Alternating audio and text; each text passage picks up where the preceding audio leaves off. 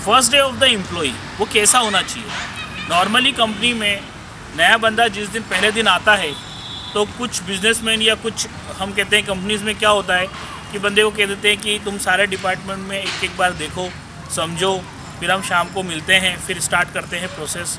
आपने कैसे कैसे क्या क्या काम करना है वो हम शाम को सिखाएंगे, क्योंकि आप बिज़ी हो और इमीडिएट टाइम नहीं देते। पर दोस्तों इसका ना एक बहुत बड़ा नुकसान होता है। वो कितनी बार क्या होता है कि वो ऐसे बंदों से जाके कनेक्ट हो जाता है जो बहुत ज़्यादा नेगेटिव है, और ऐसे में वो बंदे को वो इतना नेगेटिव चीज़ें बता देता है तो उससे वो नया बंदा जो आया है वो खुद डीमोटिवेट हो जाता है कि मैं किस कंपनी में आ गया, पता नहीं कैसा बंदा है, ये तो ऐसा कह रहा है वैसा कह रहा है, पता नहीं क्या होगा, और वो पहले दिन ही टेंशन में आके वो छोड़ जाता है। तो दोस्तों मेरा नाम है प्रेरक भटनागर, मैं हूँ वॉइस ऑफ बिजनेसमैन से।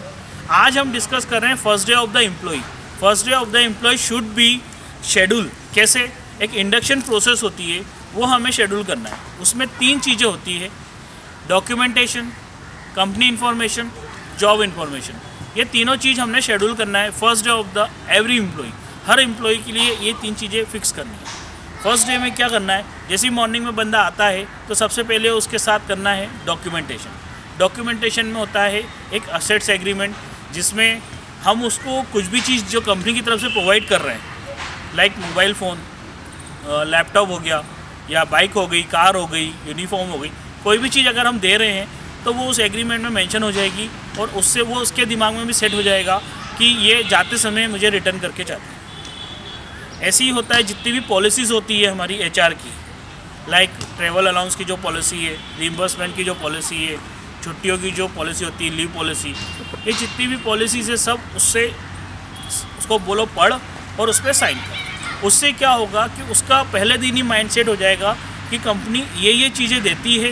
वो मतलब बीच में सरप्राइज़ नहीं होगा कि यार ये क्या होगा, ये तो मुझे पता ही नहीं था और ये तो ऐसा होता है। तो वो सब चीज़ें क्या पहले दिन ही पता लग जाएगी पॉलिसीज़ में, तो उसका माइंडसेट हो जाएगा और वो फिक्स हो जाएगा कि मुझे ये चीज़ मिलनी है और इसी में मुझे करना है। ठीक है दोस्तों, ये हो गया डॉक्यूमेंटेशन। सेकेंड होता है कंपनी इन्फॉर्मेशन। ये फर्स्ट प्रोसेस जो होगी अप टू लंच तक होगी। लंच तक हमने सारे डॉक्यूमेंटेशन कंप्लीट कर देना। ओरिजिनल उसके डॉक्यूमेंट भी लेना है, लाइक डिग्री हो गई या आधार कार्ड, पैन कार्ड, जो भी हमारी कंपनी की रिक्वायरमेंट है कंप्लायंस की, वो सारी कंप्लीट करनी है। फिर लंच के बाद आपने सेकेंड चीज़ करनी है कंपनी इन्फॉर्मेशन। कंपनी इन्फॉर्मेशन क्या होता है? कंपनी इन्फॉर्मेशन एक बहुत बड़ा रोल प्ले करता है अपने न्यू एम्प्लॉय के लिए। लाइक उस कंपनी इन्फॉर्मेशन में कंपनी के बारे में पूरा डिटेल में उसे समझाना है। या तो आपकी छोटी फर्म है तो आप बैठ के समझाओ, और अगर आपको लगता है कि टाइम नहीं होता है इन चीज़ों के लिए तो एक प्रेजेंटेशन बनाओ और उसमें HR का एक बंदा अलाइन कर दो कि तुमने ये पूरी दिखानी है और समझानी भी है। अब कंपनी इन्फॉर्मेशन में आपने बताना है कंपनी का पास्ट, प्रेजेंट, फ्यूचर। हम अक्सर देखते हैं कि छोटी छोटी लोग स्टोरी सुना के अपने बारे में बताते हैं कि मैं साइकिल से मैंने स्टार्ट किया था, बाइक से स्टार्ट किया था, फिर ऐसा हुआ, फिर ऐसा हुआ, फिर ऐसा हुआ। तो वो होता क्या है, उससे पर्सनली कनेक्ट हो जाता है बंदा। तो हमेशा कंपनी का पास्ट बताओ, फ्यूचर, विज़न क्या है कंपनी का वो भी बताओ। उससे क्या होगा कि वो देखेगा कि यार मेरी इस कंपनी में कितनी ग्रोथ होगी, उसे ग्रोथ दिखाओ। कंपनी के साथ उसकी भी ग्रोथ दिखेगी उसे कि हाँ कंपनी का 100 करोड़ का प्रोजेक्ट है, 100 करोड़ का प्लान है, 500 करोड़ का प्लान है, तो उसमें ये चीज़ें कंपनी करेगी तो उसका भी बेनिफिट होगा। तो इसलिए कंपनी इन्फॉर्मेशन में उसको डिटेल में कंपनी के बारे में बताओ, कंपनी का मिशन, विज़न सब कुछ समझाओ। अब लास्ट आती है जॉब इन्फॉर्मेशन। ये प्रोसेस होगी लंच के बाद से लेके 4-5 बजे तक ख़त्म कर दो, 1.5-2 घंटे में उसको कम्प्लीटली डिटेल में समझा के। अब लास्ट प्रोसेस जो है जॉब इन्फॉर्मेशन। जॉब इन्फॉर्मेशन एक पेपर पे होना चाहिए कि उसमें जो बंदा आया है उसकी जॉब की रिस्पॉन्सिबिलिटीज़ क्या है, वो उस पर लिखी हुई होना चाहिए।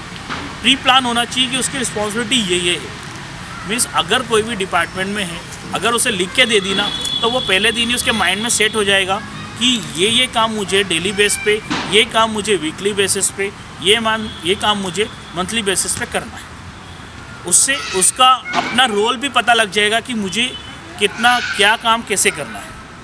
तो ये थर्ड प्रोसेस जो होगी जॉब रिस्पॉन्सिबिलिटी, इससे उसका सेटिस्फेक्शन भी हो जाएगा कि हाँ मुझे अब ये काम करना है और इस हिसाब से करनी है। मतलब क्या होता है ना, मोस्टली कंपनीज़ में आता है बंदा तो उसको काम तो दे देते हैं, बट वो लिख के नहीं देते हैं। लिख के ज़रूर देना, ताकि उसको भी याद रहे और आपको भी याद रहे कि मैंने यही काम दिए, बंदा यही करेगा।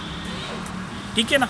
तो ये हो गई जॉब इन्फॉर्मेशन। अब थर्ड लास्ट में ये जॉब इन्फॉर्मेशन के बारे में समझाने के बाद उसका एंड डे करो अच्छे से, गेट टुगेदर करके या सबसे मिलवा के कि ये बंदा हमारी नई कंपनी में, हमारा नया बंदा अपनी कंपनी में ज्वाइन किया है, और ये सब चीज़ें उसको इंट्रोड्यूस कराओ हर बंदों से, जिससे उसको एक फैमिलियर कनेक्ट भी हो जाएगा कि हाँ ये अकाउंट का बंदा है, ये HR का बंदा है और ये प्रोडक्शन का बंदा है, और जो भी कैटेगरी उसका डिपार्टमेंट होगा वो अपने आप कनेक्ट कर लेगा हर डिपार्टमेंट से। तो दोस्तों ये हो गया फर्स्ट डे ऑफ एम्प्लॉय।